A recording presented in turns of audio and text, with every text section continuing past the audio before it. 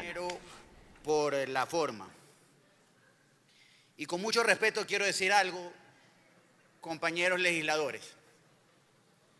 Las distintas posturas de todas las bancadas legislativas en relación a la aprobación o no de sus conceptos, sus ideas y sus criterios en el trámite de esta ley no puede reducirse a la acusación o al choque de los buenos versus los malos. Y esta Asamblea Nacional, como ninguna otra en muchos años, ha dado muestra de que está verdaderamente sintonizada con el momento que vive el país y que está a la altura de lo que el país demanda de un parlamento, que no es otra cosa que debatir con responsabilidad y aprobar leyes que sirvan para mejorar la calidad de vida de los ecuatorianos. Y por eso se vuelve necesario que este debate se lleve con altura y con respeto, que podamos encontrar el camino para procesar los acuerdos. Y de hecho, por ello, entiendo, se ha propuesto una votación segmentada en función de capítulos y de temáticas. Pero aquí el tema de fondo también está, compañeros legisladores, en saber procesar con altura las diferencias que se están dando y que de suyo existen históricamente, ideológicamente, conceptualmente. No le hagamos daño a la Asamblea con un debate que inclusive hay que condenarlo. Esto no puede llegar a lo personal. La familia no tiene nada que ver. Nosotros aquí tenemos que actuar responsablemente y sí, lo digo con energía pero con respeto.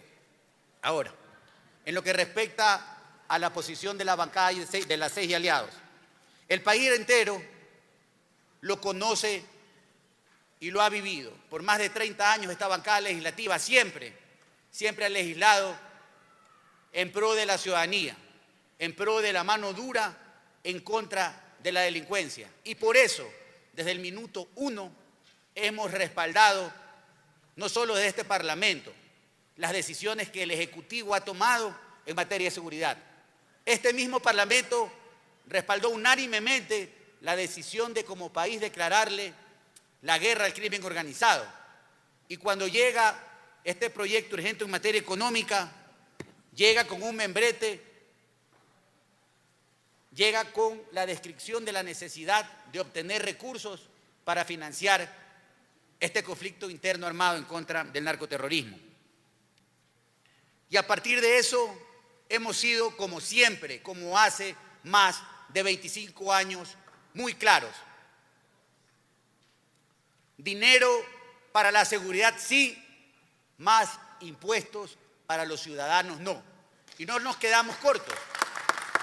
Cuando dijimos no a los impuestos, inmediatamente, de manera responsable y técnica, como se tienen que discutir estas cosas, presentamos ante la Comisión un informe de minoría que contenía observaciones al texto enviado por el Presidente de la República, porque se había dicho que se necesitan recursos, y sí, para financiar el conflicto interno, y nuestra propuesta fue crear una contribución temporal, excepcional, con un plazo de pago de hasta 2 años que permita recaudar los 1.040 millones de dólares que habían sido anunciados como el Ejecutivo, como un monto necesario para poder financiar, costear y llevar adelante con éxito el conflicto interno armado en contra de los grupos narcoterroristas.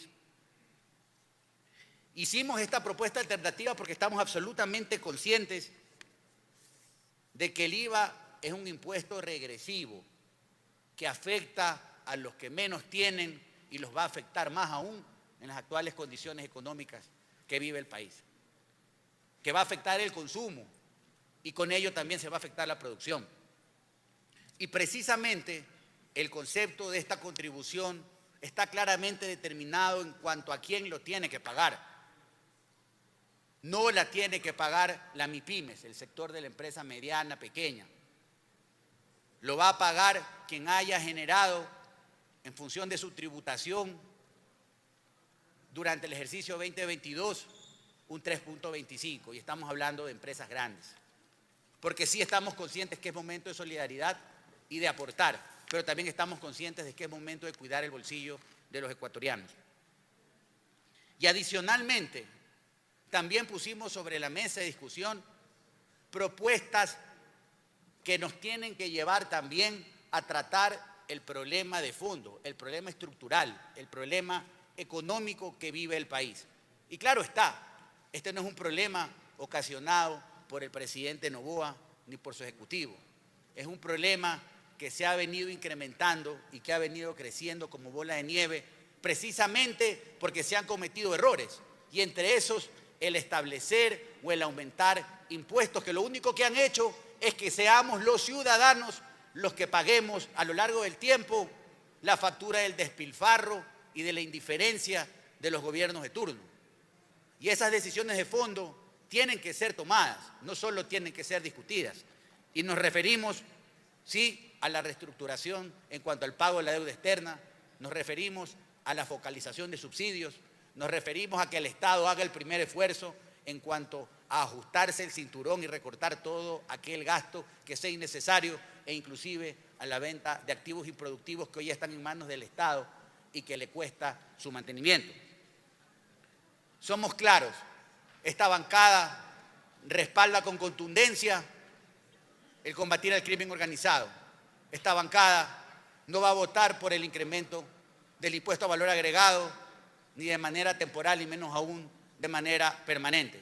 Esta bancada se va a ratificar en su posición en cuanto a la contribución excepcional y temporal para financiar la guerra del 3.25%. Esta bancada va a dar su voto favorable en cuanto al impuesto de salida de divisas. Esta bancada va a seguir defendiendo, no solo de estas curules, sino de todos los espacios territoriales, el bolsillo de los ecuatorianos. Y somos claros y pedimos respeto ante nuestra posición, que no es una posición de enemigos, no es una posición de bloqueo, es una posición que ha sido construida en función de una lucha y un concepto histórico, una posición que defiende el bolsillo de los que menos tienen y que ha puesto hoy sobre la mesa de discusión una alternativa complementaria y técnica que bien va a permitir financiar el conflicto interno. Señoras y señores legisladores,